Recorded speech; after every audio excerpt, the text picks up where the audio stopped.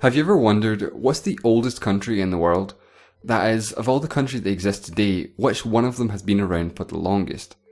Now I should first start by saying this question has no correct answer. There are so many complications that arise when trying to tackle this question. Some modern day countries can trace their history back to the dawn of civilization even before the invention of writing, and pinpointing exactly when that country started can be very difficult, and is all about personal opinion. Finding where exactly to draw the line can feel arbitrary and is ultimately a judgment call. Before looking at some of the contenders for the world's oldest country, I'm going to first demonstrate these difficulties with an example country. I've chosen France. So, how old is France? When was the country established? Well, in the year 481, a collection of Germanic people known as Franks formed the Kingdom of the Franks, also known as Francia. This is where the country of France finds its origin. Now, in 843, the empire was divided into three parts, West Francia being the one we're interested in, as this would later go on to become the Kingdom of France in 987. With the establishment of the kingdom, which shares the same name and has very similar borders to its modern day counterpart, it now becomes reasonable to think about using this day as the establishment of the country. But of course, France is no longer a kingdom, so maybe it's not fair to say the country actually began until it became a republic in 1792 with the French Revolution. Or maybe we could be extremely strict with our definition and go by its current constitution when the Fifth Republic was established in 1958. So when did France become a country? 481, 843, 987, 1792, or even as recently as 1958? The point is, the line needs to be drawn somewhere, and not everyone is going to agree on where, and therefore may seem arbitrary.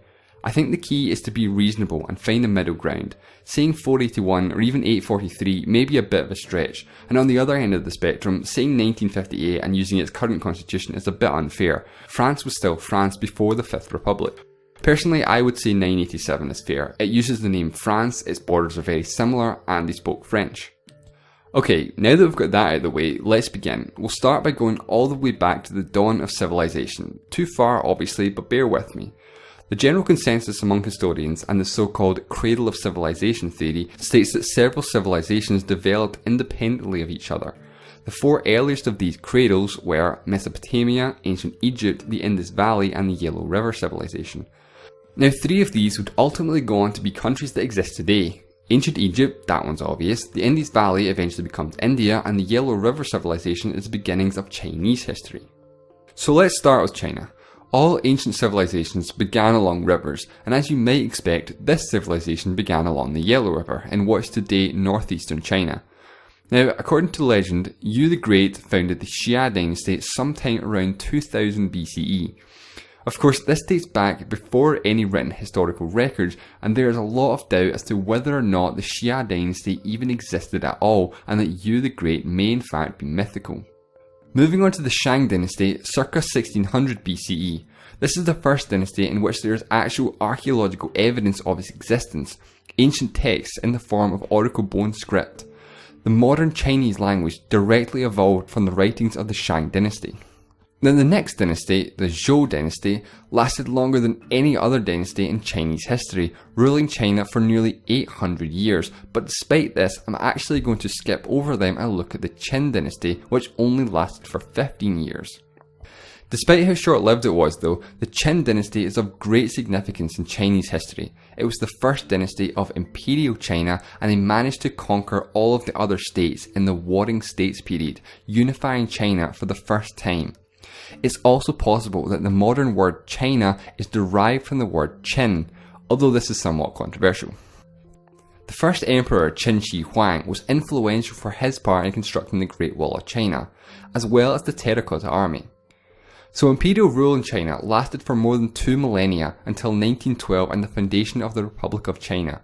Of course, the country would later have a civil war when the Communist Party took over in 1949 and proclaimed the country that we know today, the People's Republic of China.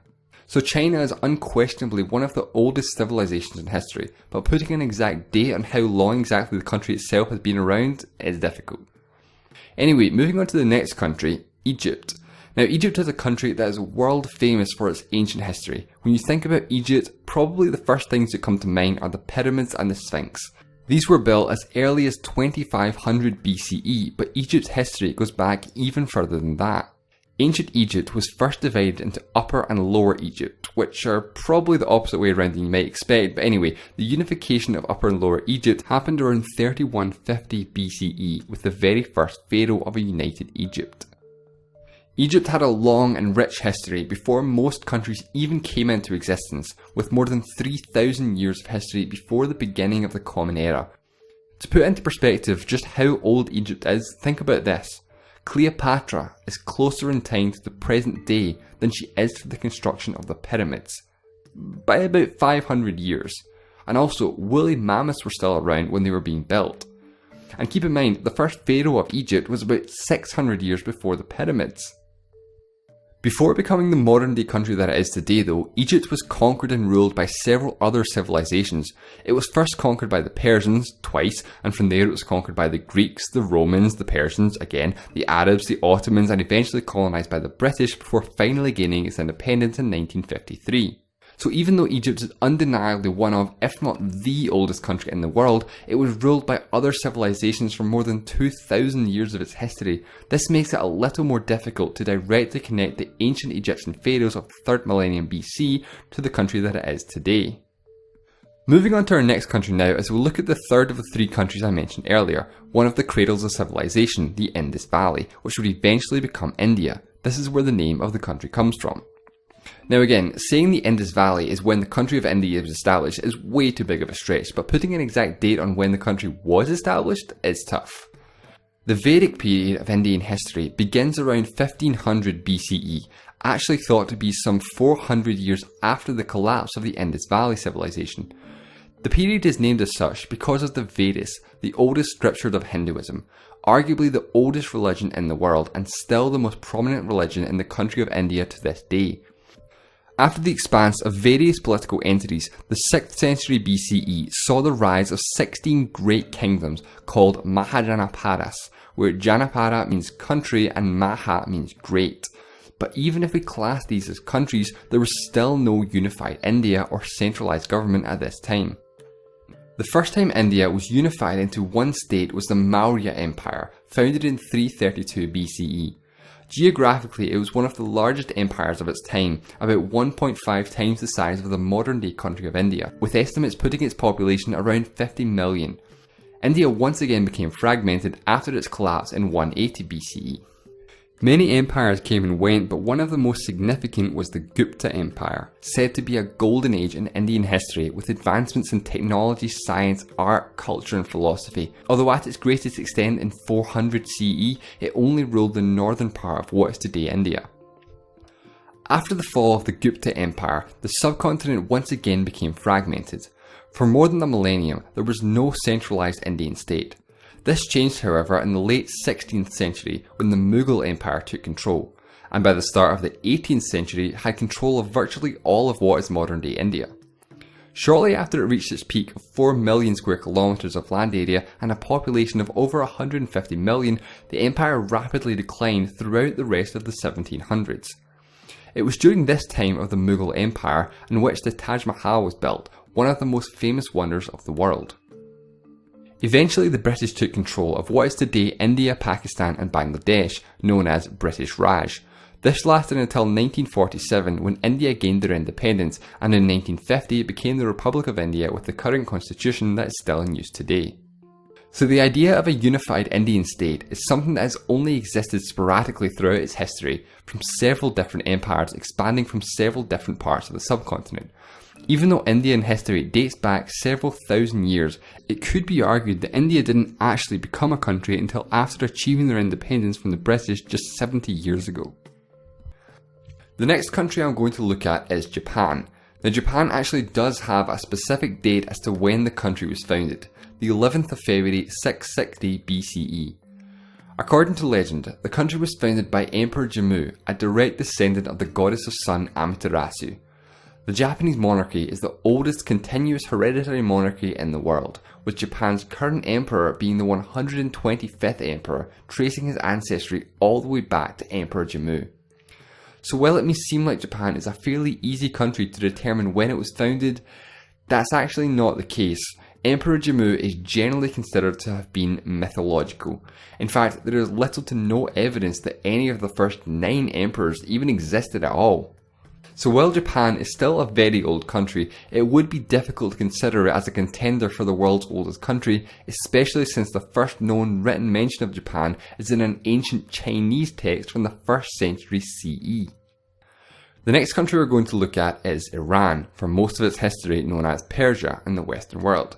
The foundation of the country can possibly be traced back to 625 BCE, when several Median tribes unified into one centralized state to defend themselves against the Assyrian Empire. Later in 550 BCE, the Achaemenid Empire, also referred to as the First Persian Empire, was founded by Cyrus the Great, which would go on to become the largest empire of its time and the largest of any empires before it, extending at its height from the Balkans and northern Africa all the way to the Indian subcontinent in the east. The empire later fell to Alexander the Great in 330 BCE. Iran would go on to be ruled by several other dynasties, with a major turning point in the 7th century CE and the Muslim conquest of Persia. It wasn't until 1501 that another major Persian empire emerged, the Safavid Empire, often referred to as the beginning of modern Persian history. It was the first dynasty with Islam as its official religion. The Islamic Revolution in 1979 put an end to the Persian monarchy when the Pahlavi dynasty was overthrown and replaced by the Islamic Republic that it is today. The name Persia fell out of use in the middle of the 20th century when it was requested in 1935 that the country be referred to as Iran, the historical name of the country used by its native people. So the final country I'm going to look at is Greece. The Greeks are often credited as being the cradle of Western civilization, being the birthplace of Western philosophy as well as democracy. The first advanced civilization on the Greek mainland was Mycenaean Greece. The civilization lasted about 5 centuries, and after its collapse we enter a period of Greek history known as the Dark Ages, in which there is very little archaeological evidence. After the Dark Ages is when the Greek city-states really began to emerge in a period known as the Archaic period. The Classical period begins around the time of the Second Persian invasion, which is successfully fought off by the Greeks. The Classical period in Greek history is a 2-century period in which Greece experienced a golden age. Most of the famous Greek historical figures are from this period. The Greek philosophers Socrates, Plato and Aristotle, the conquest of Alexander the Great, and also the Parthenon was built during this time too. However, at this time, the Greek city-states were actually at war with one another in the Peloponnesian War. It wasn't until Philip II of Macedon united the previously independent city-states by founding the League of Corinth, with the notable exception of Sparta. Philip actually died just 1 year later when Alexander the Great took over and truly united all of the city-states, and even went on to conquer most of the ancient world, including Persia and Egypt. The death of Alexander the Great began the Hellenistic period in Greek history, when Greek culture was at its peak, with great influence in Western philosophy, art, literature, architecture and politics. Ancient Greece came to an end with the conquest by the Romans in 146 BCE, which was the end of a Greek independent state for nearly 2 millennia. Greece was part of the Roman Empire, then its successor the Byzantine Empire, until the mid-15th century CE, when it was conquered by the Ottomans. The Greeks became independent in 1822 during their war for independence, and the founding of the First Hellenic Republic. The country switched between monarchy and republic several times in its modern history before finally becoming the Third Hellenic Republic that it is today. While commonly referred to as Greece, the country's official name actually is the Hellenic Republic. So again, while Greece is obviously a very old country, when it actually became a country is debatable.